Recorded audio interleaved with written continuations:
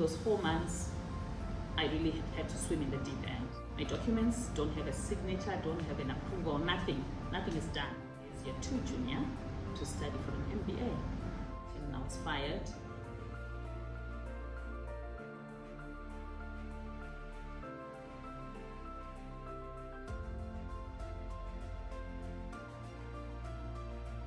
Hello everyone, and welcome back to yet another episode where we are unpacking my mother's memoir, Shooting Through Concrete Walls.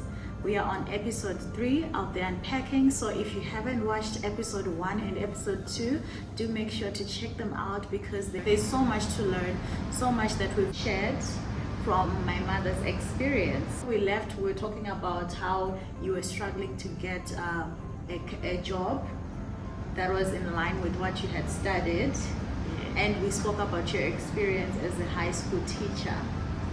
So from there, what then happened? Please take us through your career path from there. Oh, my career actually transitioned over different, phases. First of all, having graduated, I then taught, and then from teaching, I joined the revenue services.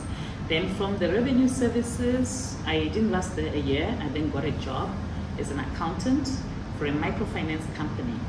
And then in that role as an accountant, it wasn't a big company, it was small, but it had quite some large operations and a big balance sheet and trial balance. So there was huge challenge because I happened to be the only person in that department, with no mentor, with no supervisor. You mean you were the only accountant? I was the accountant, I was the decision maker. Wow.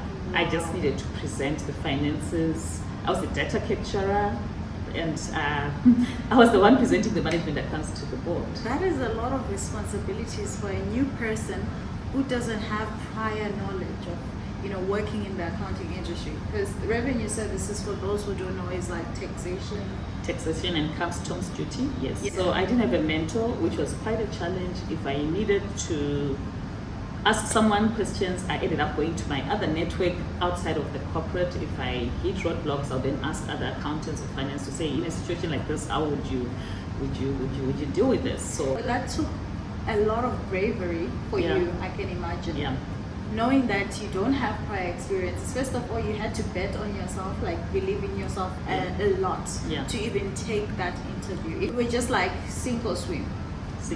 And I'm gonna do it. Yeah. And I love that, because maybe one would just think, oh, okay, she got a job, but imagine being told that you won't have anyone to help you. And it's not just data capturing, it's the systems, it's a lot of things that are involved. And the buck stops with you. Exactly. Yeah. And sometimes in our education system, we're not taught how to have the soft skills as well. Yeah. And I'm sure you now had to have them because you were presenting figures, you were communicating them.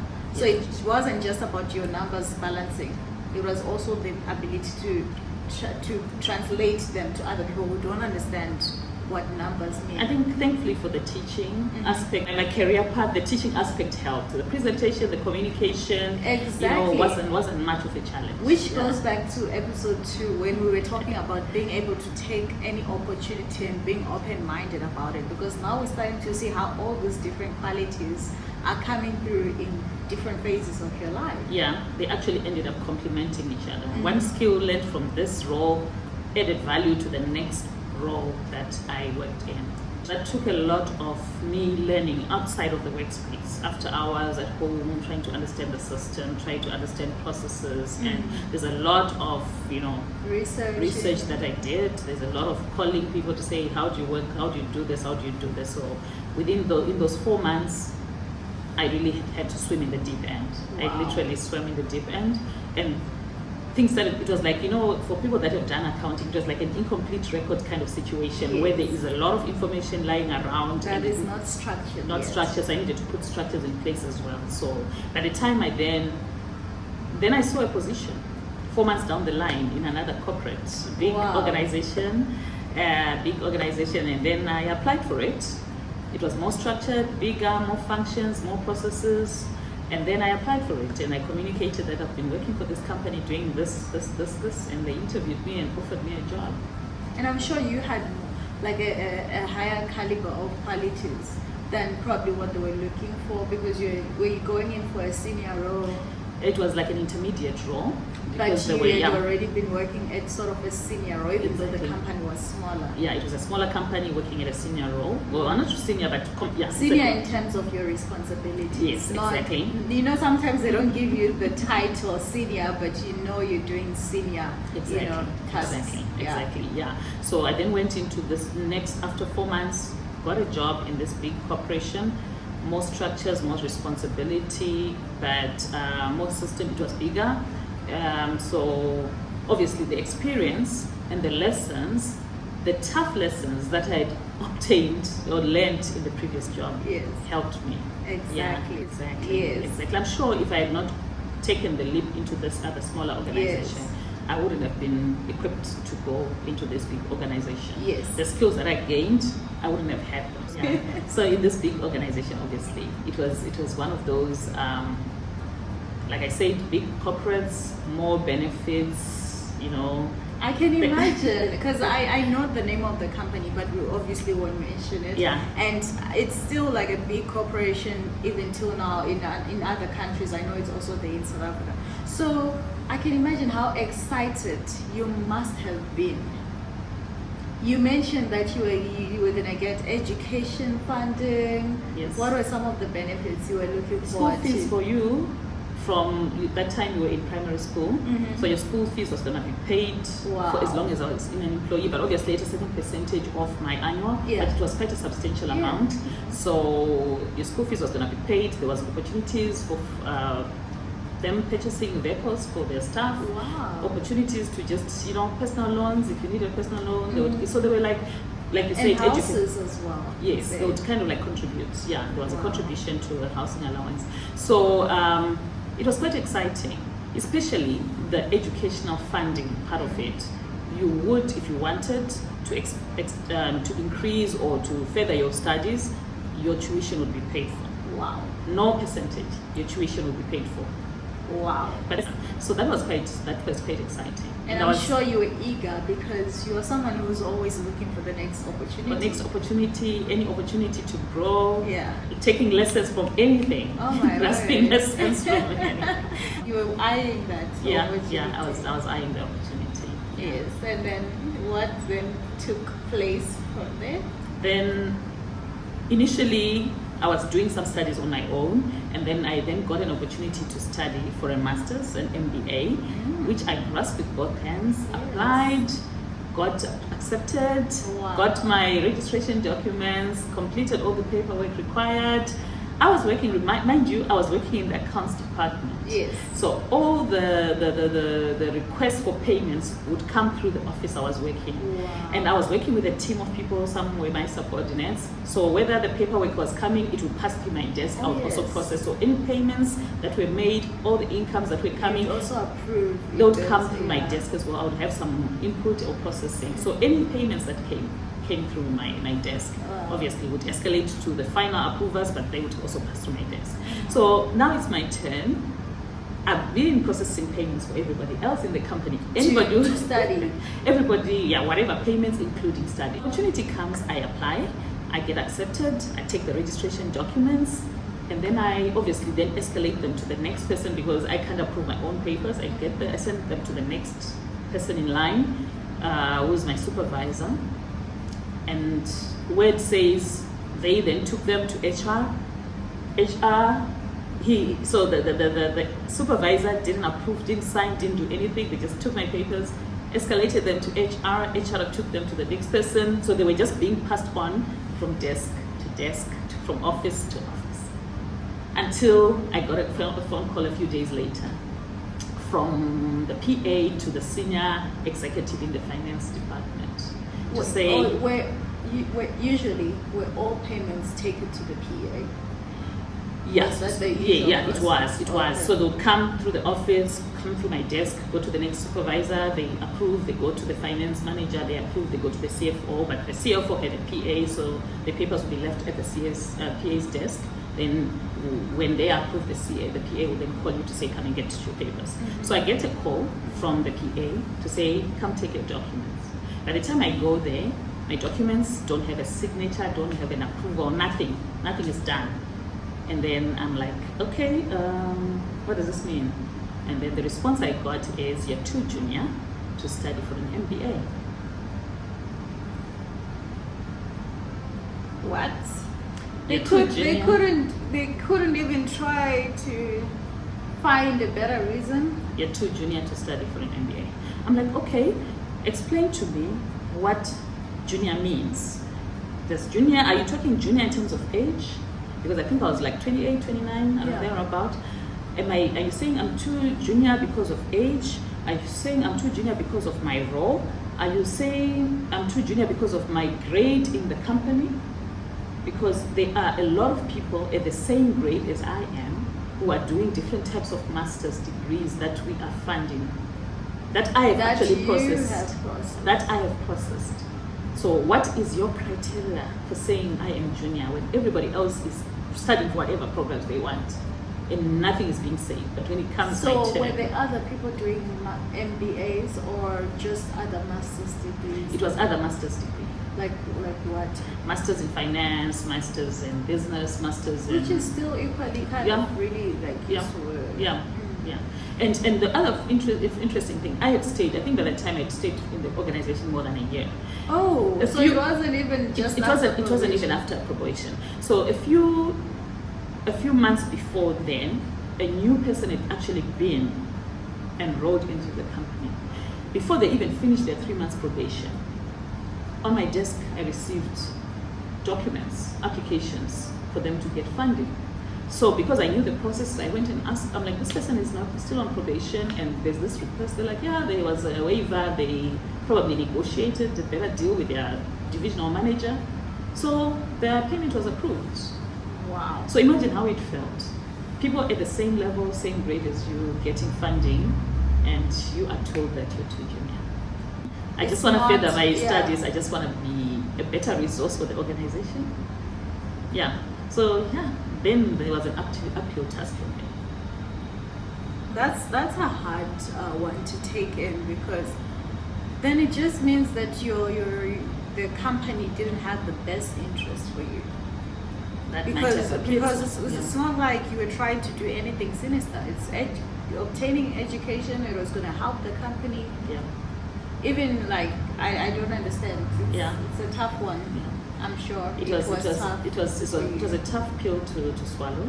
I obviously asked for written communication because it was verbal. So my feedback was verbal. I had written an application supported with invoices, registration, papers and everything, but my response had been verbal. So I asked them, like, can you at least, I went to the finance manager, I said, can you guys at least respond in writing to say, we are not funding you for this, but at least if you're going to give me a response in writing, can you at least quote a policy? Because we have studied policies, we've got those kind of policies. Yes. At least quote somewhere. That's how usually the responses in the company should be. If they find you doing something that is outside what they say, they quote a policy. That's just standard procedure. Yeah. So if you're saying I'm junior, at least say in the policy we are going to fund based on this. So, but nobody was willing to put anything in writing. They didn't want to put, because I'm sure there was nothing to support. There really wasn't. Yeah, there was nothing to support. So they just decided they didn't want to pay me. So it wasn't easy. I can imagine how you felt like you're being singled out because everybody else was being supported. Yeah, everybody was being like, supported. Why just me? And it's not like something, I'm not taking any big chunk from the company. It was just a drop in the ocean compared to the many other expenses that were coming through my desk. Exactly. Yeah. And I'm sure you saw other big benefits, unnecessary expenses. Exactly. Like compared to an education. Exactly. Mine was just a drop in the ocean. People's children were receiving, some of the guys in the company, employees who had children in private schools, their fees were being paid. Private schools, yeah. That shows you that sometimes life can throw a curveball. You had just gotten this big job, big break, and you're like, finally, after a long dry spell. Finally, now I can get on the ball on the roll, and I can start, developing myself further and even go further than this. Yeah. And then you felt like life was just like, just like a door just closing my face. For what reason? No reason. Yeah. But it didn't stop me. It didn't stop me. I decided I'm just going to continue studying, I'm going to register, I'm going to pay for myself. But Wow. it was very painful having to pay out of pocket for something that you actually signed for, something that was even in your contract when you were being offered. So it was in the job offer, it was in the contract, and it was one of the luring reasons, it was one of the pull factors that I'm like, oh, I can at least join this company. One of the benefits is I'm going to study. So now I'm here, we've signed that I'm going to study. Now, whatever we agreed, you're refusing. I like that you're saying that, because sometimes you need to know for yourself what your goal is, such that even if people don't support you, the people that you're expecting to hold your hand don't hold your hand. The funding you were expecting in this scenario didn't come, but you knew what you wanted. Exactly. It wasn't you wanted this because, oh, it's just a free opportunity.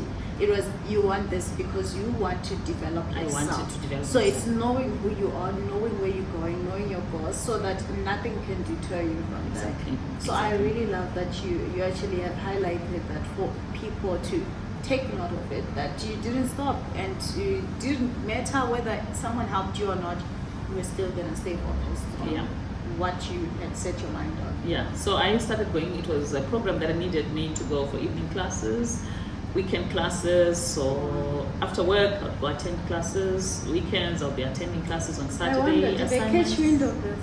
They did eventually, because it was something that I didn't have to announce because I was doing it in my private time, right? But then obviously the office was an open plan office. There were people in my office that knew that I was attending classes. So eventually they caught wind, but it didn't go down well with some people in the department. Really? Yeah, because when when people are trying to block you without really telling you that they're blocking you, and they're trying to be discreet about it, right? So it's one of those situations where, when I'm supposed to finish work, normal working hours is 8 to 5, 5 o'clock, everybody leaves the office. A senior person comes at 4 o'clock with the pile of work and says, can you please do this work, it's urgent. When you know this work was sitting on that person's desk the rest of the day, they could have delegated it in the morning, they could have delegated it even much earlier. So where's the urgency if you're only giving me the work that was sitting on your desk all this time and you're giving it to me at 4? Then I'm like, I've been in your office, I saw this pile sitting, and probably it came from the executive or whoever. Can I at least do it tomorrow? Or I can do it up to 5, and then I need to do something, there's something I need to do, I'll come in the morning, early in the morning, I'll finish. No, you need to do it today. What? Even so if now it means you're working overtime. Yes, unpaid overtime. Unpaid. Uncompensated for overtime. So there were a few occasions where I obviously missed classes because I'm like, okay, for the sake of peace and work, and then some ego students, because it didn't happen once, it happened a couple of times, and I'm like, no, you can't be delegating work to me late in the evening. Why don't we make a plan to say what is urgent today, and then we prioritize that? Because I was working on other things that you're now telling me are not as priority as what you are giving me an hour before knock-off time. So when incidents like that happened, the next day, or if I decided I am going to attend class, I'm like, okay, 5 o'clock, I'm out of here, I'll see you tomorrow. First thing in the morning when I come, I receive a call to attend, I'm summoned to the HR's office. And what would the HR say? Insubordination. Based on what? Insubordination, your Based on supervisor. what? Your supervisor is reporting that they asked you to stay overtime to do 1, 2, 3, and you refused. So you're being insubordinate.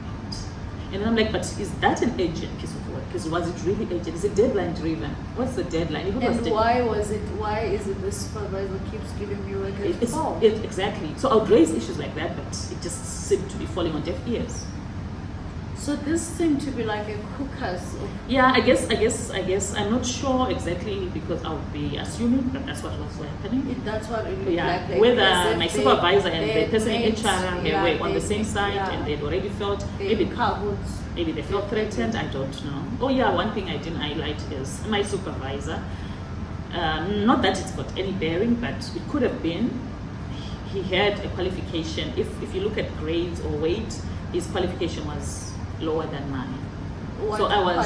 He had a diploma, a higher diploma, and I had an honors degree. Wow. So he didn't attend university? He hadn't attended university. He was studying remotely with UNISA. but he had Okay. not yet finished, and he never actually sat. During the time I was there, he had never sat for any So exam. it could have been that he was actually intimidated. Like, you are young, you are a woman. Remember, this is patriarchal society. Oh yeah, environment. one other thing, the whole accounting department. Initially, when I joined, there was a female finance manager. Then she moved. So when she moved, it was me. I was the only woman What? in the finance department. It was me, men going up there. So these people that you were saying came in and they got their So approved whatever they were Yes, not- requesting. Wait, women, was it women? Some were women, some were men. So remember, it was a big organization. It's got different departments. So I'm in the accounting department. I've So got my they're own not reporting. even directly threatening the people in your department. They are not direct threats. Now it's kind of making So sense. anyone in business development, if their manager just approves the payment, it comes to our finance They, and we they, process they it. probably barely even interact with them. They would never get Maybe to the a point executives where, at the top would yeah, want the interacting, but executives, still. but the other employees. Yeah, so there were different departments, and depending on who was in your department and whether they wanted to uplift you or not. Mhm. Yeah, so in my department, it was male dominated, and I don't know whether that threatened them or not. There's a lot to think about, like in terms of education. It makes sense why they say it. It doesn't make sense like in general, but from their perspective, why they would even have the audacity to tell you that you are too junior to take on this masters because your supervisor has a diploma. Yeah, You are already like you're already honored. You're Yeah. already honored yes. as is. And you You're want to coming be- in. You're coming in at a higher level, At a and you want to higher even increase the gap. Yes. So already they are feeling threatened. Maybe what's consoling is the fact that she's just new and whatever. She's still junior right yeah, now. she's still But I'm junior. sure if there was going to be a restructuring or organizational restructuring based on qualification, Yes. maybe in the long term, Yeah, it would you change. would have been someone they would consider because it's all like they are comparing. This person has been here for how many years? This supervisor. Have they developed themselves? Have they improved themselves academically? No. Yeah. And then you are driven. Yeah. And it wasn't because that they were lacking opportunities. It was because they were lazy. The opportunity was there.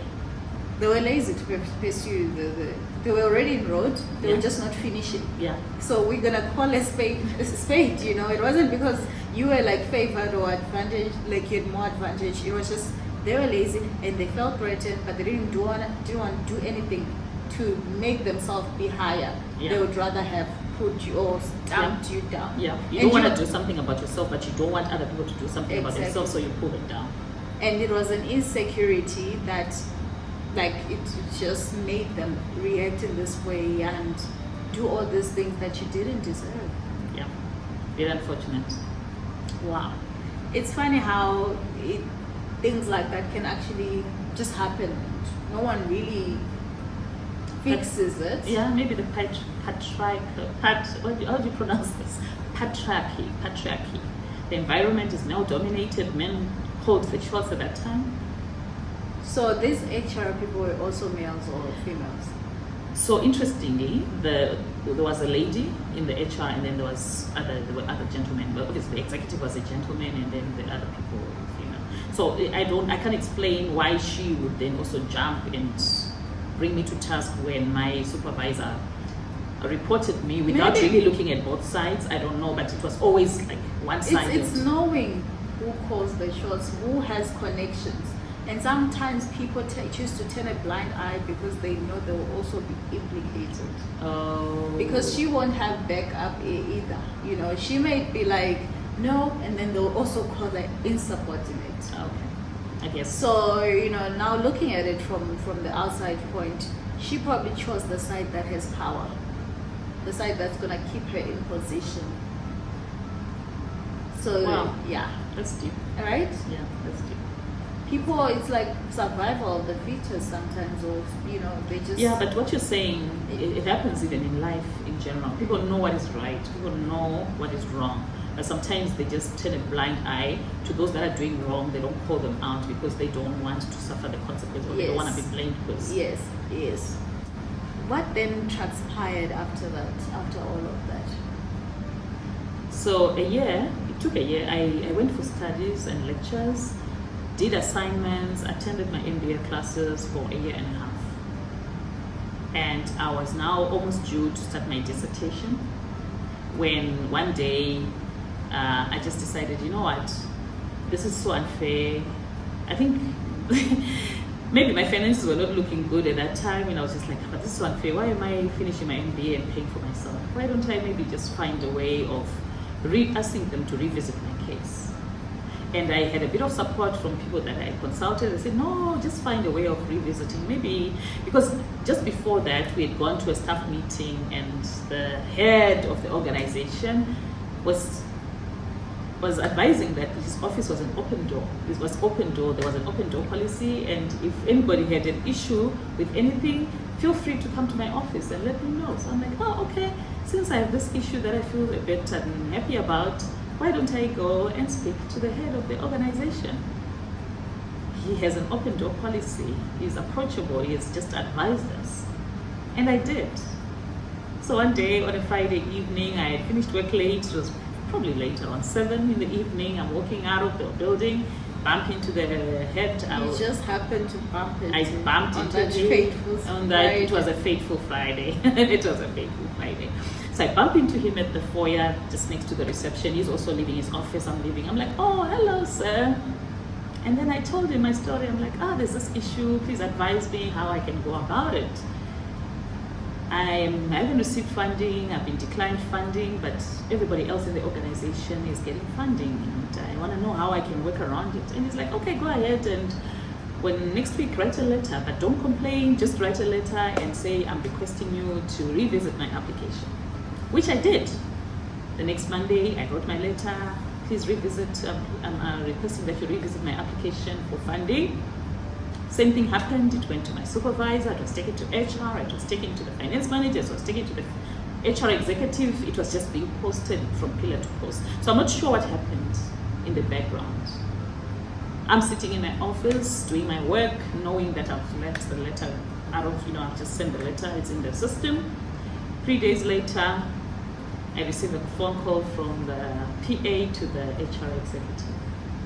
So it's like it was an organization, big organization, upstairs, different offices. So you just pick a call and make phone the next extension. So she calls me, and it's like, before you leave, just make sure before you leave, the HR executive needs to see you. He wants to see you. I'm like, he wants to see me. Okay. He's like, yeah. So just hang in there. Don't leave before he sees you. So and then she comes downstairs and she comes to my desk and she's like, yeah. He says he's a bit busy, but still hang on. Even if it's time to go home, he needs to see you today. So I then realized that this issue was urgent, but what could it be? So eventually I was then summoned to the office. And that was very, the experience on that day, I can still visualize it, the way he was speaking to me. It felt like I had hit a raw nerve. It felt like I had requested for a personal. It felt like I'd attacked it personally. I don't know what really happened, but he was like telling me how I had erred, how I had breached procedures, how I had overstepped boundaries. I had a grievance and I had not followed grievance procedures. How could I have gone to the GM? Who was I to talk to the GM? I'm not supposed to talk to the GM. If I had an issue, you're supposed to follow, the right procedures. I'm like, I was just asking for advice. I was just literally asking the GM how best I could deal with the situation, because he said he's got an open door policy. He said we are all free to come and discuss things with him. So on this basis, that's why I went there. Whatever you did is a dismissible offense. It's dismissible not to follow grievance procedures. So from there, it was just downhill. The next day, so what then happened is I was shaken after that, because he was really shouting and he kept on saying dismissible. But when I left that office, my mind was reeling, and I'm wondering, what have I done wrong? I'm just asking. I said to him, I actually thought you would call me to tell me that you either are funding me or you are not going to fund me. I'm okay with you telling me you're not going to fund me as long as you give me the reasons which are based on procedures and processes of the company. Yeah. So if you're just going to back and say, we're not funding you because of Section 5 of this policy that says this, I don't have a problem. So I came here expecting you to say, we're funding you or we're not funding you. But for you to now start, because I really felt harassed, like I was so traumatized. So when I went back to my desk, it was well after hours, people had left there also. I'm trying to pick my bag, but I just thought, the way he dealt with this issue, I really didn't think he dealt with it very professionally. But I thought the general manager was more unbiased about this whole thing. And because he knew that I had written a letter, I said, let me just give him a feedback. So I wrote probably a 2-liner, an email to just say, Dear GM, I just want to give you a heads up that I was called to the HR office, we had a discussion, but I was hoping to get either a positive feedback or even if it wasn't positive, at least reasons, but I haven't received any of the two. I just wanted to give you a heads up that I went for a meeting but it didn't really yield. That was the nail on the coffin. That was the nail in the coffin. So a few days later, my supervisor comes to the office and says, before you leave, don't leave the office, there's some communication that I need to give you. And then I wait, and then he comes and he hands me an envelope. So it was just around people were leaving the office, so he comes and hands me a letter, and he says, please read this before you leave the office. So I opened the letter, and I was shocked. I was literally shocked. I'm looking, I'm like, suspension. I'm on suspension for failing to follow previous procedures. And one of the issues that were there, what was recorded is you spoke to the general manager. You were not supposed to approach the general manager. You spoke to the general manager at the reception, you then went and wrote an email to the general manager. You are not supposed to speak to the general manager. So I was suspended. I was a few minutes after, as I was reading, my supervisor walks in. He's like, hand over the office keys, please hand over the petty cash box keys, please hand over all the work that you're doing. Let's do the handover, because I was instructed to make sure that from today you are not allowed access into this building. Wow. Yeah. All because I just asked for funding. And then I went home. I was dumb, I was numb, I was confused. I was just like, what just happened? I was just like trying to process everything. It was very confusing. Went and engaged lawyers just to find out, what my options were, what I could have done, or just to find support. And then a week later, I was called for a hearing. And then thereafter, the first hearing didn't take long. They had already trumped up more charges. They'd fabricated more issues, more cases, fraudulent issues. I don't know, many other. So fortunately, because maybe they didn't think I was going to bring a lawyer. They probably was going to come either with an employee from the organization to represent me or somebody from the workers' committee. So when I brought a lawyer, I think they were very shocked. So the lawyer was like, okay, you said she did this, where's the evidence? There was no evidence. You said she did this, where's the evidence? So the only thing that stuck was following previous procedures. So my lawyer also tried to, what grievance procedures did she not?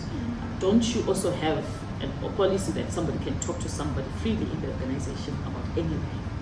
But they still just were bent on, making me leave the organization. So I was fired. I think we ended up having 5 more hearings because they tried to trump, and I also was told that there was somebody within the organization was advising them that there was no case, that they just had made up their mind. I guess they didn't want anybody questioning their processes. I don't know. So I was fired.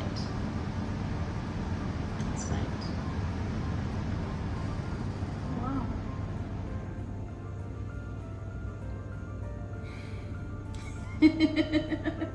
Where do we begin? I think I was very engrossed. I think I was actually imagining the boardroom meetings, the hearings, as you're there, young, ambitious. You finally got your big break. Yeah. You are trying to better yourself, and you get dropped from this high of expectation, just free fall. Yeah. So I worked in that organization, even as I write in the book. I worked in that organization, very hopeful, very ambitious, and I walked out jobless. My ego deflated, my confidence deflated. I was more confused than ever because now I was questioning. So life itself, like, so if somebody treats you bad and you say, but you're treating me bad, then you get punished for that. So you don't have rights? like life wasn't making sense It wasn't. the way you knew it. No, it wasn't. Because in my mind, if you are right, then at least you must be proven right. Even if some people want to victimize you, but then there must be some law or some way or some processes that protect. But I felt unprotected. This story is very deep. Yeah. Ooh, wow. I'm sorry that you went through that. How long did it take for you to get out of that state? What was your immediate action? You knew that you had us at home, your kids, you were taking care of me and my cousin's sister, my sister. Mm-hmm. What was going through your mind? And I think at the beginning it was, like I said, I was confused, but I also needed to be strong. So I couldn't let you realize that things were bad. I had no idea. So I had to be strong so that you don't get affected. I actually didn't know this story happened. I don't think I knew, like, in this sense. Like, if I knew, I probably was like, it's gonna be fine. Because she definitely did not show us how deep it was. Like, this deep side, I got to know when I was older, Yeah. So I needed to be strong because you have kids, you can't let them see you wailing, demoralized, crying. So I was deflated, I was confused, so the final letter that I got that said the verdict to say I had been excluded from the organization, I was fired, had a clause in there that said I could at least go and appeal at the labor court. But at that time, by the time I got that letter, I had fought so much, I was powerless. I didn't have any fight left in me. I knew I think I went once to the labor court and there were lots of queues, and then after that I just didn't have the energy to keep on going to queue. I just felt like the processes were so unfair. They are there, rules are written, but nobody follows them. That's what I probably felt at that time. But now I know better. Maybe I should have fought more, but I actually didn't fight. It's almost like in life, you either fight or you lose. Yeah. Now I realize, I think with the experience that I have realized you don't quit fighting. You fight until at the end. You get that result. But at that time I was so defeated. I felt like I didn't have any more energy. But there's a passage in there that I wanted us to read. Okay, no, we can actually before we go to that, because it kind of like explains what was going on in my mind at that time.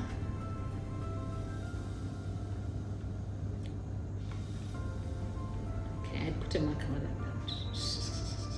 Okay. All right. So there's this passage that I would it just kind of like gives the many questions that I had at that time. To this day, I have a lot of unanswered questions. So my supervisor in the book, I've given him a name, Theo. So if you buy this book and you read the name Theo, that's the supervisor's name that I gave him. Would Theo, who did not have an MBA, let alone a bachelor's degree, have handled this whole MBA issue differently if he had some degrees to his name? Would the finance manager, who had other accounting qualifications but not an MBA, have resolved my case in a different manner if he had an MBA himself? Would the finance executive, who had obtained an MBA at a much advanced age in his life, have handled my application any differently had he obtained his MBA at a much earlier age in his life, like I was trying to do? I was the only woman in the department, save for the finance executive's PA. Was this resistance targeted at me because I was the only female in a male-dominated department? Was my application going to be approved had all my superiors been female? Was all this resistance a result of the presence of an ambitious female in a male environment, trying to obtain a qualification that her superiors either did not have or had obtained at a later stage in their life? Were they pushing against me because I was indirectly making them challenge the beliefs and reality that they were used to? So I had these questions. I had all these questions because of the male-dominated environment. I was like, if they had been female, would they have treated it differently? If this senior guy who did his MBA in his late 40s, you were about to break a record right in front of their eyes. They couldn't handle it. So he did an MBA in his 40s. So now there's this 28-year-old who wants to do an MBA. Who's a female, and who's a female. Back then, a few years before, females were not even working. Yeah. Why do you want to do an MBA at such a young age? Wait until you're 40-something. And Theo himself didn't have an honors or a master or a degree at all. Why are you getting a second qualification, higher qualification, when some of us don't have? So I had all these questions in my head, which I never really got answers to. But like you said, your question that you asked, how did I manage knowing that I had kids to look after? I think I didn't have the luxury of choice. I didn't have the opportunity to be crying, to be moping around. I just started looking for work. But there is also another interesting piece of information that also came to my ears, because at some point somebody within the organization overheard a conversation. So I'm applying for jobs, and then somebody told me that they were going to ask for a referral. I had now worked at this. By the time this happened, I think I was over 3.5 years in this organization. So now they call the organization, they are transferred to the HR department, they want a referral. These people did not want to give a positive referral. So it became even more difficult for me to get a job, because now I either don't have to put this company at all on my CV, because if I put them on my CV, then they're going to give a negative referral. So it was difficult, but I was fortunate at some point I landed some jobs, contract jobs, until such a time where I eventually got permanent job. But the amount of money they were offering me at that time, and the inflation that was now rampant in the country, it wasn't adding up. On paper, it was a lot of money, it was a lot of zeros, but the cost of living, the fees, the rentals, food prices, everything was going up. And then I just really decided I'm going to South Africa. I'm upping and leaving. Wow. Yeah. And she upped and left, guys. I came back home from school and she was gone. No, it didn't happen like that. It didn't happen like we that. We cried. It didn't happen like that. Yeah. I told you I was leaving, but maybe you didn't understand what I meant by I'm leaving. She said it in a very, I don't know, I feel like she used to butter things up. I think I don't. You think I downplayed it? Yeah, she definitely did, because the way we wailed after finding out she went to a whole different country.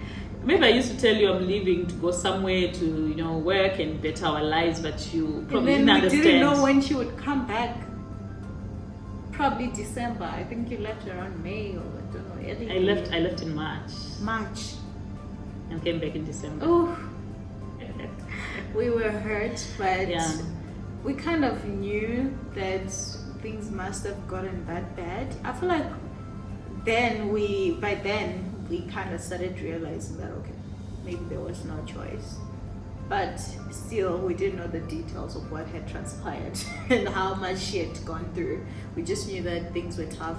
We could tell, Zimbabwe was going through so much inflation those years. Those days. That time, 1 million could buy you a loaf of bread, so it was that bad. So we were just like, okay, you know what, she had to go, but we definitely cried. So now you packed up and you left for South Africa. Yes. That is a big jump. Where you were now trying to find new opportunities, and you had just been through so much disappointment. Mm-hmm. Yes. So you weren't going into it with this excited, hopeful stature that you had initially. Yes, my hope was not very high, but it was there. It was there Because I you think- wouldn't have gone. Yes, Right? yeah, my hope was there, and obviously people were talking about it to say in South Africa there are jobs. So I knew that even if things are going to be difficult, it will be a new environment. I don't have people giving negative references about me, so I'm starting on a clean slate. So I kind of like Yeah. expected The clean slate. Yeah, Well, I love that. I love that. And we don't want to go too much into this.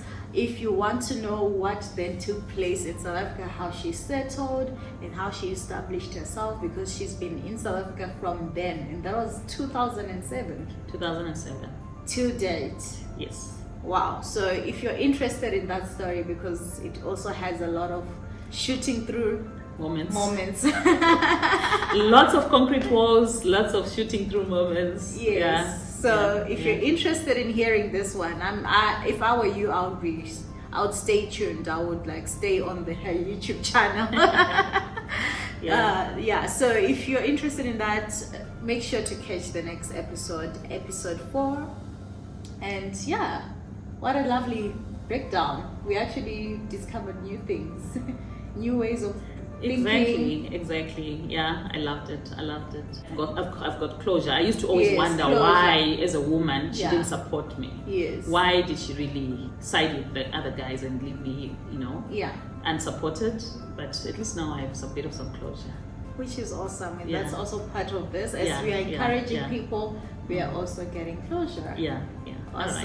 right. Thank you guys for watching, and do click subscribe and comment, and let's meet in the next episode. Bye. Bye.